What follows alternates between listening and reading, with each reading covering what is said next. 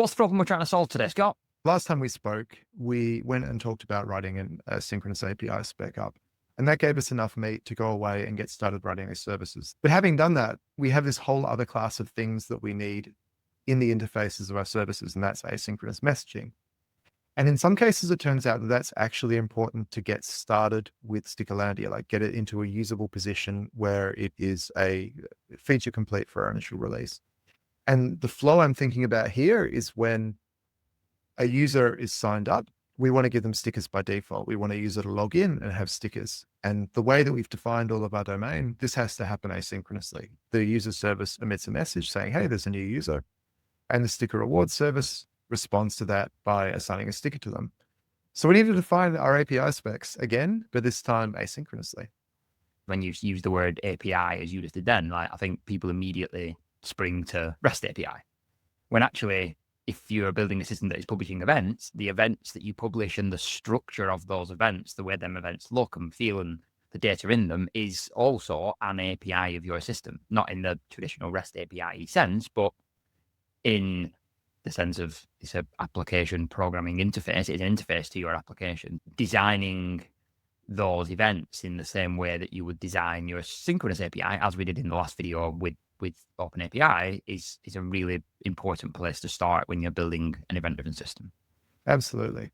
And it's even more insidious than building a synchronous API design in the sense that if you write something against the synchronous API, you call the API and it works or it doesn't work, and you look at the error and you fix it. When we do things asynchronously, you fire off messages and you write handling for other messages that are notionally fired off. And then you raise a pull request and say, this is great.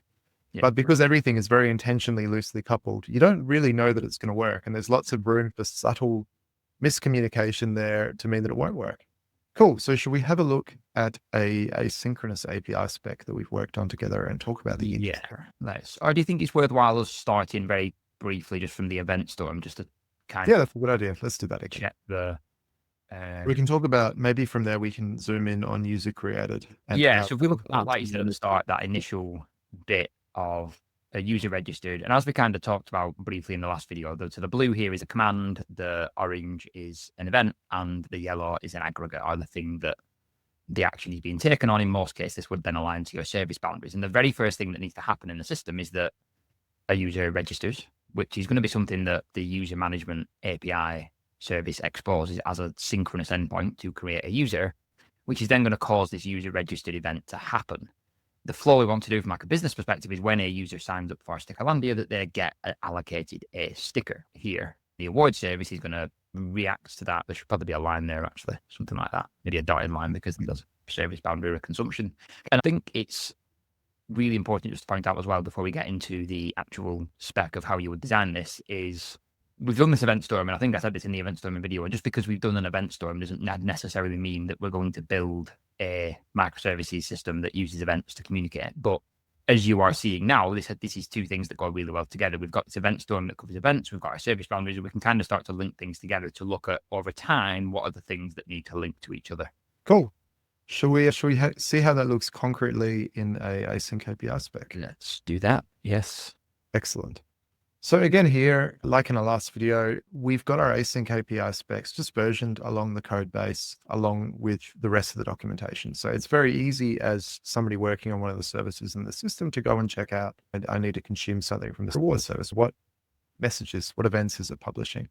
And we can jump over into Async API Studio as one helpful editor for working with these files. And we can see a few different views. Over here on the left, we can see the different channels. So in Kafka, which is one of the messaging technologies we're going to be using, these would be topics. We can see the operations, which are the things that the service is doing. So it's sending a particular message, it's receiving a particular message. So we expose both per service. We also say this service that I'm working on is consuming or expects to consume these other messages from somewhere else. Then we have the messages themselves. And again, kind of a decoupled model of what's in the messages from the messages. So you have a bit of indirection and you can reuse message bodies where it makes sense. And we're looking at the sticker reward service. And in this case, this is the service that is responsible for tracking which stickers have been assigned to which people. We started with this one from an API spec perspective because we realized pretty early on that to get things going in Stickerlandia, we need some sticker to be assigned to a user automatically when they sign up. And this has to be done asynchronously. So for this, we have receive of a process user registered event. So you can imagine that somebody signs up with the user management service and the user management service publishes this event.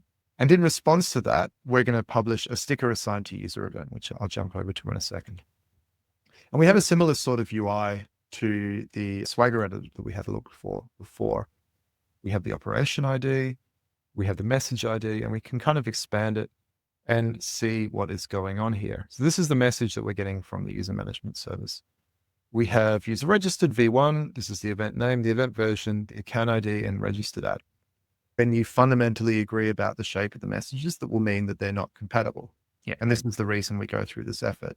Yeah, the example you gave at the start was perfect, wasn't it? Like if you were to do this in a synchronous API, you were calling my synchronous API with a body that was not valid, then I'd be like, hey, no, don't do that. That's not good. Whereas in a parent system, it's just unknown. We would just never know that this was an inconsistency until the point we tried to jam the two systems together. Yeah, exactly. The other thing as well, we did a little bonus tip on the end for people using programming languages that do support this, but actually for .NET at least, that there's similar, if you watched the last video where we were talking about synchronous APIs, there is this ability to auto-generate open API specs from .NET application code, and that exists for most programming languages. There is also support for doing this for asynchronous APIs as well. So you see I've got this publish event method, and I can annotate my method here with a channel and a publish operation that is a type of user registered event. And this, in the same way, will auto-generate the Async API spec. You can optionally turn on a visualizer, so you can go to, your API endpoint / Async API. I can't remember exactly what the URL is, but you can do the same thing to generate these specs automatically. And much like we talked about in the last video, this can get really powerful where you might not necessarily want to do this in production, but as part of a CI pipeline, you could generate these specs and then compare specs and see if anything's changed. And it's a way of kind of doing contract testing and making sure that your events haven't changed unexpectedly. And you're generating that from your actual application code rather than relying on somebody going update documentation, which frankly, I don't know many developers who like updating documentation. I certainly don't. As we talk about this, it becomes apparent that we're going to have to do a whole video on end-to-end testing. When you loosely couple your systems very intentionally, how do you convince yourself that changes to those systems? Yeah, absolutely. The 4 videos we've done so far talking about modern software engineering have not actually done any software engineering. And I think there's a danger here that this could come across as a bit waterfally. And I think it's important that we acknowledge that now to say, there isn't actually an awful lot of upfront design here. You're talking about understanding the story of the business with domain storytelling, taking that a level deeper to understand the events and the flow of time in your business. Then you could argue that these last couple of videos, synchronous API specs, asynchronous API specs, are kind of closer to actual software. I think there's just enough design here to allow teams, people, to get started building and relatively de-risking the fact that things are not going to match up or not going to be what the business expects. Because we could have quite literally just gone straight into writing code here, right? And who'd have known what would have happened? There would have been a lot of effort to come back in and make things consistent subsequently. And we probably would have kicked those cans down the road using GitHub for months and months. And it would have been quite hard for our colleague Rachel, who's working on the front end, to come in and get a consistent API experience out of it. So I think it's good that we discussed it. But yeah, I also don't think that it's actually that much sort of calendar time in the end. We spent a lot of time talking about it, but I don't think it has dramatically blocked getting started on the projects. It's just enough. Like I said, I think this could be a thing that might not even pay off 6 months, 9 months into a project, right? You could get quite far just YOLO coding it and just being like, hey, we need to fix this so that integrates. We need to fix this so that integrates. And then in 9 months' time, when you're like, we need to integrate this other thing. How do we do that? Oh, damn, we can't because X, Y, Z. I think it's definitely something that is a long-term, something that your future self will thank you for. Yeah. Thanks everyone for watching, and we will see you all in the next video.